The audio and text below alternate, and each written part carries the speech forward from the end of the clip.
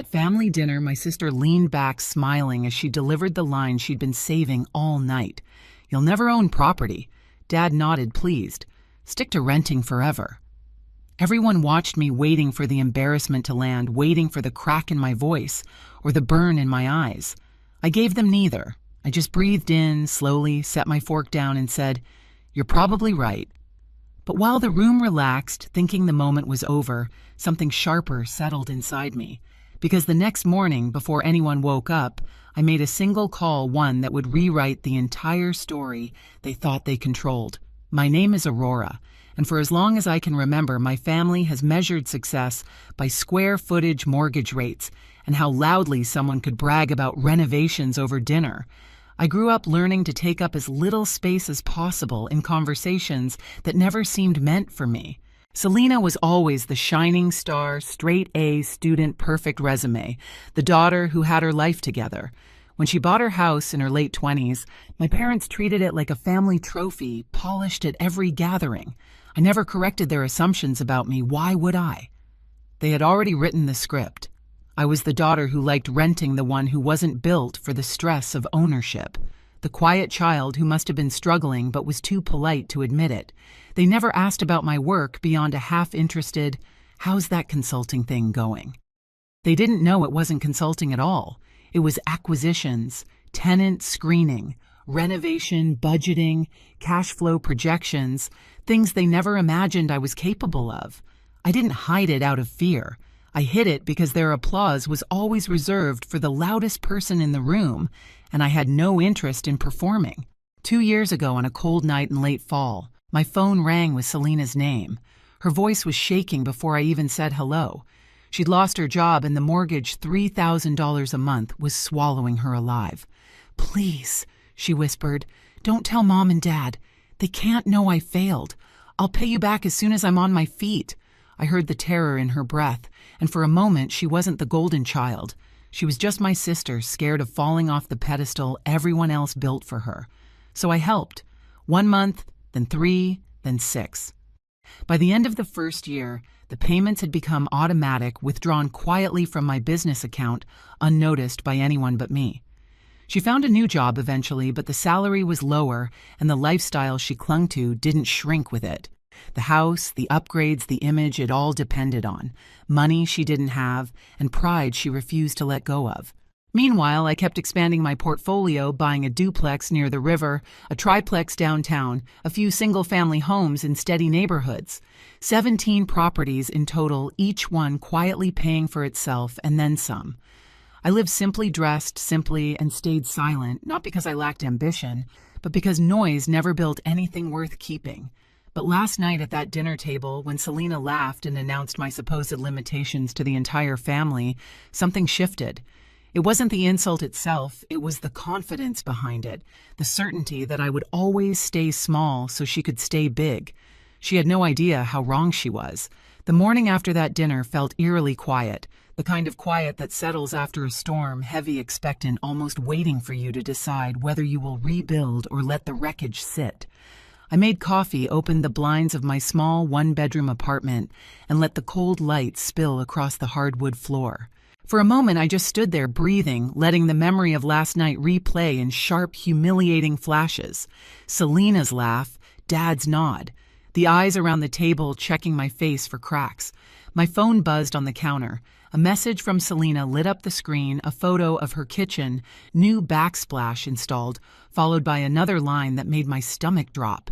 Thinking about upgrading the master bathroom next. Might as well keep building equity. The word hit me harder than the insult. She was talking about equity using money that wasn't hers. Money I had been quietly transferring every month for 2 years. Money she used to polish a life built on a crumbling foundation. I stared at the photo, gleaming tile, warm under-cabinet lights, and felt a realization settle over me like cold steel. I had helped her survive, yes, but I had also allowed her to perform, allowed her to shine while I stood behind the curtain holding up the set pieces. Not anymore. I opened my laptop, pulled up the dashboard for my rental properties, and scrolled through the numbers. 17 properties, occupancy steady, income climbing, Months of renovations and late-night planning sessions had brought me here quiet success, quiet control, quiet power. I had spent years living beneath my means while Selena lived far above hers, and somehow the world believed she was the responsible one. The hypocrisy stung, but not as much as my own silence. I had let it happen. The phone was still buzzing, another message from Selena. Bathroom reno might be pricey, but it'll add a ton of value. Totally worth it. I didn't respond. Instead, I tapped Janet's contact. She answered on the second ring, warm as always. "Morning, Aurora. What's up?" I sat down at my kitchen table, the wood cool under my palms. "I need to make a change," I said. My voice didn't shake. "Stop accepting her rent payments, effective next month." A brief pause, soft but loaded. "You sure I'm sure?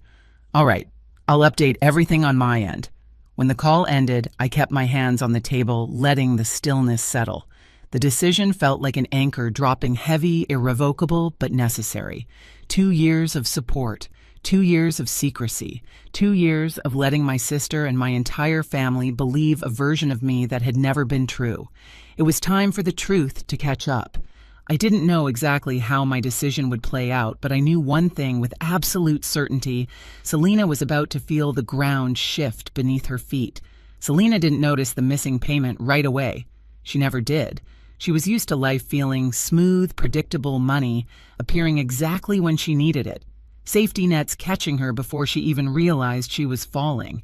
But 3 days later, just past noon, my phone lit up with her name. I already knew what the call was about before I answered. "Aurora." Her voice trembled just slightly. "Hey, something weird happened with my mortgage payment. The transfer didn't go through. Did your bank glitch or something?" I leaned back in my chair, letting the silence stretch just long enough for the truth to breathe between us. "No," I said. "There wasn't a glitch." A sharp inhale. "Okay. So, is it delayed? Should I expect it tonight or tomorrow?" "No, it's not coming." The quiet on the other end wasn't quiet at all. It was panic trapped in a thin shell of pride. "What do you mean it's not coming?" she whispered. "I've supported you for 2 years," I said evenly. 24 months of payments. That ends now." Her composure cracked immediately. "Aurora, you can't do this. I can't afford the full mortgage right now. I told you I just needed a little more time. You said that a year ago. That was different." Her voice spiked, then wavered. "I'm getting a promotion soon, and the bathroom renovation will raise the property value. I just need you to be patient." "Patient." The word tasted bitter. "Selena," I said quietly, "I'm done keeping you afloat while you pretend you're standing on your own." There was a small, furious exhale, half disbelief, half disgust. "So what, you're punishing me because of what I said at dinner? You're being dramatic.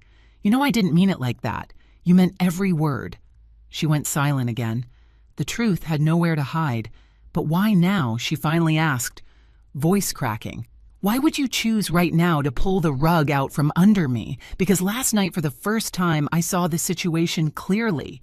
My silence had turned into permission, my support had turned into entitlement, and my care had turned into a shield she hid behind while laughing at me across a dinner table. But I didn't say any of that. I simply answered, "Because it's time." Selena's breathing grew uneven. I can't lose the house, Aurora. I'll fall apart if they find out I couldn't keep up." "Mom and Dad will—" "This is your responsibility," I interrupted softly. "Not mine." She began pleading, then fast, messy, emotional. Promises to cut spending, to find higher-paying work to pay me back someday. They all sounded painfully familiar, recycled from 2 years of delays. "I'm not your solution anymore," I said. "You need to figure out what living within your means actually looks like." For a long moment, neither of us spoke.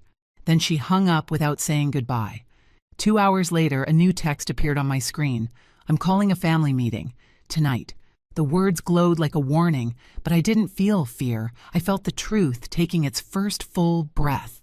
The living room looked smaller than usual when I walked in that night, as if the walls themselves were bracing for what was coming.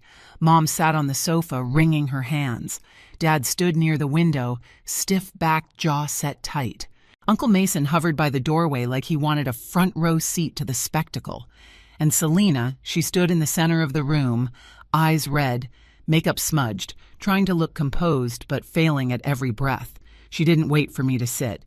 Tell them, she said, voice thin and sharp. Mom frowned. Tell us what. Selena swallowed hard, her throat bobbing. I can't afford my house payments. Mom blinked, confused. Dad's eyebrows twitched, not quite disbelief, but not far from it either. I didn't say a word. Selena continued, voice cracking. I haven't been able to for 2 years. A long silence. Then Mason coughed. 2 years.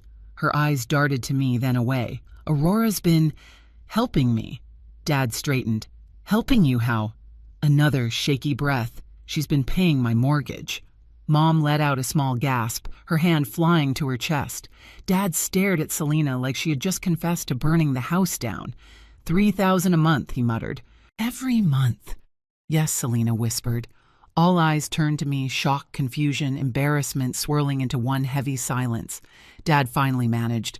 But Aurora rents. What I asked. My voice calm, steady. Barely manage my life. Barely stay afloat. Barely understand money. His face flushed a deep red. I reached into my bag and pulled out a slim folder, the same summary Janet prepared for situations like this. I laid it gently on the coffee table and slid it forward. You might want to look at this before you finish that sentence. Dad hesitated, then picked it up. As he read, the transformation on his face was almost cinematic confusion, disbelief, then a stunned stillness. He looked at Mom, then back at the paper. 17 properties, he whispered. Mom leaned in to read over his shoulder. Rental income, market value, these numbers. Her voice trailed off. Uncle Mason's eyes widened. This says your portfolio is worth around $4 million. Dad lowered the paper slowly. Aurora. Is this real? It's accurate, I said simply. I've been managing my own investment properties for years. The room sank into another silence, this time heavier, denser. Selena couldn't look at anyone. Her breath trembled as she wiped under her eyes. You never said anything, Mom whispered. You never asked, I replied. Dad opened his mouth, then closed it again. He looked smaller, somehow less sure of the world he had built inside his head. All this time, we thought, I know what you thought, I said, and I didn't correct you. That was my choice. Selena finally raised her head. I didn't want anyone to know I was struggling, she said. I couldn't handle the idea of being less. Her voice cracked at the last word, so I let Aurora help me, and I told myself it was temporary. But then renovations, repairs, everything got more expensive, and you just pretended everything was fine. I finished for her. She nodded, tears spilling over. I'm sorry, I just didn't want to lose the life I worked for. You didn't work for it alone, I said softly. And that's the problem. Dad stepped forward, guilt staining his expression. Aurora, we've been unfair to you. Yes, I said, not unkindly. You have. Mom's eyes filled with tears. Why didn't you tell us you were successful? Why hide something so wonderful? Because I didn't need applause to know my worth, I answered. But I do need boundaries. And I should have set them sooner. Selena looked at me desperately. So, what happens now? Can you please keep helping until I'm promoted? I'll figure the rest out. I swear. No, I said, not anymore. Her face crumpled. Aurora, please. I love you, I said gently. But I'm not financing a lifestyle you can't afford. You have 30 days to decide what to do with the house. Sell it, refinance, downsize. But it's yours to handle, not mine. She shook her head, tears falling freely now. They'll think I failed. Dad spoke before I could. You didn't fail because you needed help. You failed because you hid it and pretended you were better than the person helping you. Selena flinched as if the words hit her physically. Mom moved closer, placing a hand on her arm. Sweetheart, you don't have to impress us. You just have to be honest. But I wasn't. Selena whispered, not for 2 years. And now, I said, gently, you get to be. The room softened even in its tension. The truth had rewired everything, every assumption, every judgment, every pedestal. For the first time in years, no one was pretending. Dad looked at me, voice quieter than I'd ever heard it. "Aurora, I owe you an apology, a real one." "I know," I said, "but we can get there." Slowly. Selena wiped her face, breathing shakily. "I never meant to hurt you. I know I said, but you did, and now we fix it by being real. All of us." Nobody moved for a long time.